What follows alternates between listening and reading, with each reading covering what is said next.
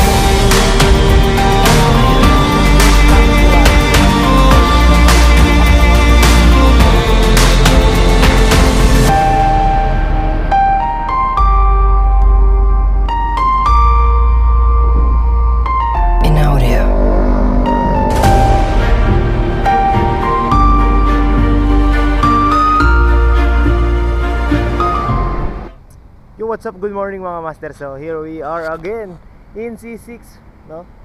Yeah, welcome back sa channel ko, Kaloy's Expedition po. Ayan, so fishing trip muna tayo again. Ayan. So gamit ko pa rin ang aking Brutus Casking and ang Pioneer rod ni Sir Scott na iniwan dito. Ayan. So dalawang setup ang gamit ko mga master, no? Isang medium at isang medium heavy. Bakit ako nagdala ng medium heavy mga master, no? Kasi medium heavy master, no? Gagamitin ko yan sa paghunt ng cream dory dun sa boundary ng Pasig, Cainta. Ayan, so mamaya nandun ako. Pero bago ako pumunta ron, ispatan ko muna to. Hapon na ako pupunta ron mga master. Ang ganda ng galaw ng tubig sa creek na to. May sumisiyab dito na dalag. May hito din na umaangat dun sa may dulo. Pati doon, ang dami na ngayon dalag. Ang dami ng dalag, ang dami ng hito sa spot na to ngayon, no? So sa mga gustong pumunta rito, mag-try ng fishing trip, dito lang yan located sa C6. Ayan oh, ito po yung kabilang pader to, C6 na yan. C6 yan dyan. Yan, sa kabilang pader na yan. And sa part na to, ito yung part ng Genesis Road ba to? Di ko alam sorry. So, gilid lang to ng creek ang tawag. Gilid ng creek ang tawag niya. Yun nga. So yun, sa mga gusto mag-fishing trip ko, eto free spot to mga master. Sa mga hindi masasailan, bagay kayo dito. Bagay sa mga beginners yan. So fishing trip for beginners, pwede kayo dito. Ayan, so anong mahuhuli dito, no? Dalag, hito, martinico, gurami. Ayan, so yun, siguro may tilapia nakakagat. Kasi may tilapia po akong nakita na nandoon. Parang nag-spawning sila magpartner Medyo may kalakihan na yung mga master. Tilapia ng arroyo, mga 5 finger. Parang 2 piraso, as isang 3 finger. Sumasabay lang sila sa takbuhan. So isang grupo sila. Ayan may isa na doon na umaano. So ano pang aantayin natin, no? Nakasetup na naman na din ako. And then umpisa natin laglagan. Ayan. So laglagan na natin. Ayan taasan ko muna kaya para sadsad ang hito Yan. Setup ko hanggang bewang. Medyo mabigat naman na yata yun. Lagpas na. Yan. Hanggang bewang pa rin yan, kasama ng leader. Leader na isa't kalating dangkal ang biga ang lalim. Yan. Parang mali yata Ay, mali na yung hagis. Sorry. Ulit okay, take 2. Take 2 no? Hala, ano ba nangyayari? Natanggal yung uod. Yan. So laglagan na natin mga master, para makita na natin kung kakagat ba o hindi. Yan. Good spot ang hagis. Well, habang nakababad pa to, no? Habang naka bait and weight yan, set up ko muna isang rod natin para may hagis ko naman sa kabilang part na yan. May naniniyab ng mga dalag. Ayun, no? Sa may dulong part na yun. Uy, binulaan. Binulaan mo, bakit?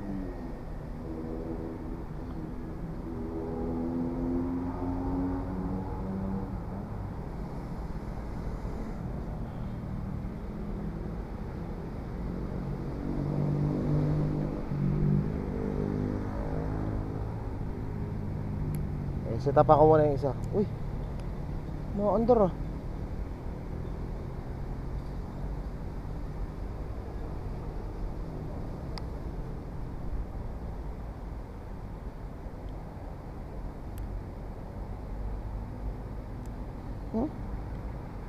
Nubulaan niya yung floater ko.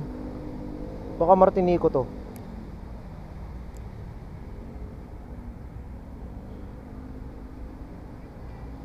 Yan o, mga doon o, laking Martinico. So sit upan ko muna yung ano ko, isang pamingwit. Let's go. Kinagatan na yung floater natin, kinagatan na, binulaan pa. Baka nagalaw lang. Yan na, kinagatan na yan mga master, dahil bula o. Yan o. Uy, huli. Huli to mga master. Huli. Sana, malaki. Oh! Wow, humongous! Wow, another! Oh. Lo, sumabay yung plastic. Pasok tayo sa loob. Wow. Naku, sumabay yung plastic. Laki nito mga master. Ayan oh. Laki. Lala. Kadito, likat dito. Kadito. Laki niyan. Sabi na, tatamaan ko na siya eh. Kumagat na eh.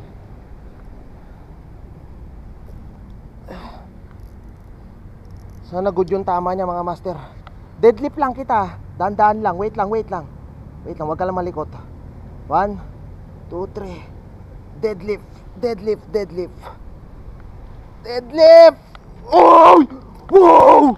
Buting lang dito na natanggal sa taas. Wow! Shocks! Wow! Woo! Another one! Oh mga master, another one! Yan, so first catch of the day.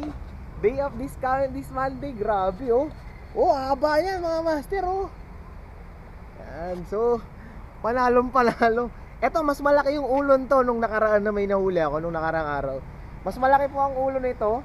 And hindi siya ganong kataba, pero asa 1 kilo ulit. Ayan oh. Oh, di ba? So good catch. Okay, good catch tayo mga master. Dali. Woo! So ito na ulit tayo mga master. May naispatan na naman ako na isang bulwak. So sana siya nga yan. Yan, dyan lang sa may unahan. Dyan lang natin. Dahil dyan ko nakita yung galaw eh. Lo.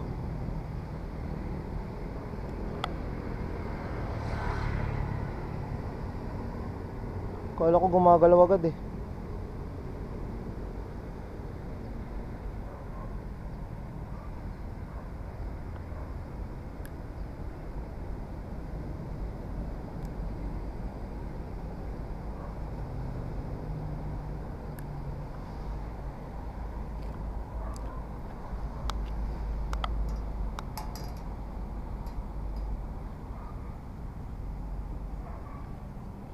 Yan, tuloy natin yung setup nitong isa. Ano ba yan? Yan, so ganda rin ang hinagisan ko. Sana lang hindi makawala yung ano no. Sana lang hindi makawala yung hito dun sa baba.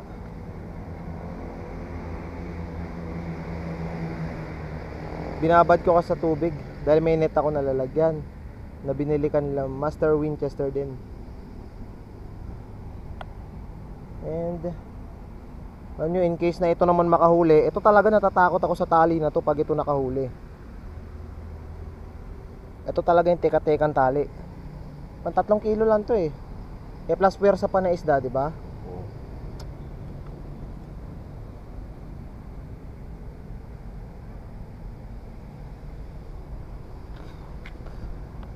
Kabitan natin. Ayusin ko muna itong setup nitong ating isang rod. And then laglag natin doon sa may unahan lang. Nilipat ko muna yung isa doon mga master. Isang rod. And kapit ko naman doon. May tumatalo na naman doon, oh. Binulaan na naman, oh.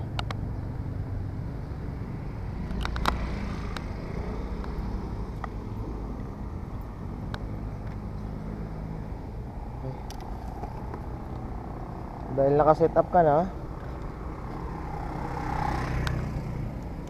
ayusin muna kita. Wala na kasi akong mga master leader na maski mga pang 5 kilogram. Kasi itong mga bagay dito eh, kailangan mga gamit mo dito 10 pounds or mga maximum of 15 pounds. Kasi pag ganitong creek, no, automatically magkakaladkad ka ng kalat dito eh. Yan. Dito natin laglag mga master. Ito na sa unahan, no, dyan lang, oh. Yan, dyan lang. Sakto ko na yan dyan, boy. Yan. Lalim, sorry. Ulit. Kaladkad agad yung kalat.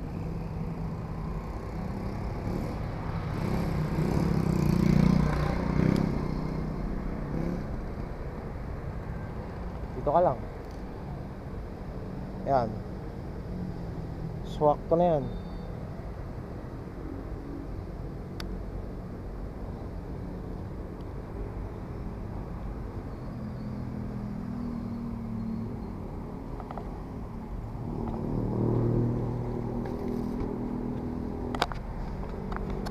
So yan, dalawang pamingwit na natin nakalaglag. Eh, may bumubula na naman doon, oh. Sa isang natin, oh. Sana mapansin ng hito. Kainin niya. Kaso natatakot ako dito sa leader nito. Kasi manipis. Parang lang yan eh. Sabi sa akin nung pinagbigyan yan si Master Mitra, taga Pateros. May fishing store din yun mga master. Ano to eh, 6 pounds. So mga 2.5 kilo, 2.5 kilo, mga ganun lang yan eh. Maximum of 3 kilogram. Pag pumirsa pa yung isda, di ba? So dapat makahanap ako ng magandang leader. Mamaya dadaan natin si Master Winchester papunta doon bago tayo lumipat ng Creme Dorian. May bula mga master, oh. Yan, oh. Sinusundan ng rod. May stop doon. Ayun, oh, may stop siya doon. Dinaanan lang niya kanina, galing siya dito sa gilid, dumaan papunta doon sa plotter na puti. Hindi man lang niya ginalaw yung plotter. Tumakbo pa rin papunta doon sa kabila. So nakalaglag pa rin yung isang pamingwit natin, ayun, oh. Doon lang. Sana kagatan ulit. Oh, inangatan doon sa may una, no? Oh. Yan, oh. Laki pa nun, no? Diba? Doon lang siya, oh.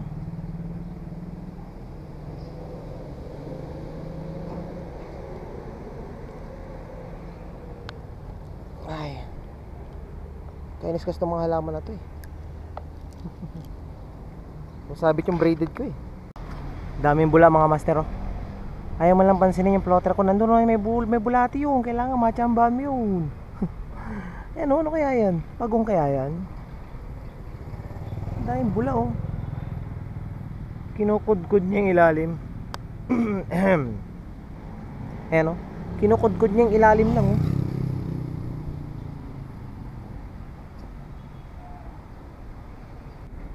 Grabe, binulaan yung ano natin, oh. Floater. Kakahagis ko lang dito, nilipat ko kasi dito, master. Gawa nang may bumubula dito. Meron pa doon, sa kabaan din doon. Ayan, bulang-bula, oh. Binulaan niya ng husto. Sana kumagat, diba? Para mahuli natin yan. Hito ba yan, oh? Di ko alam kung ano. Yun, gumalaw. Gumalaw.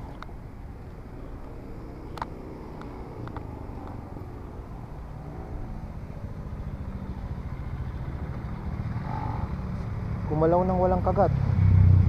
Gumalaw lang, pero hindi man lang nilubog.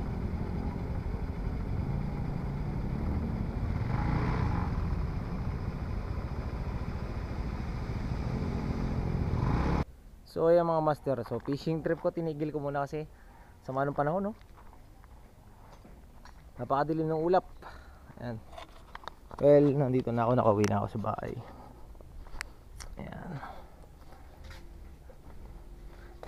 Nilagay ko muna dito yung hito sa drum. Ayan, oh. Laki niyan, boy.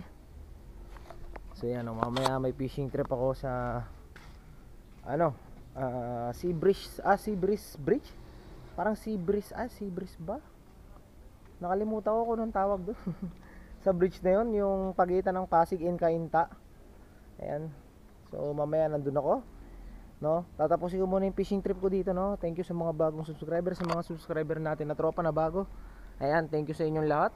Ayan, pa-support lang din muna ako ng small channel ko and I'll get back on you pagdating ng panahon. Pag meron na tayong maganda-gandang, alam nyo na, di ba? Ayan, so umuulan na naman mga master, no? Thank you and see you on my next adventure yan. Thank you.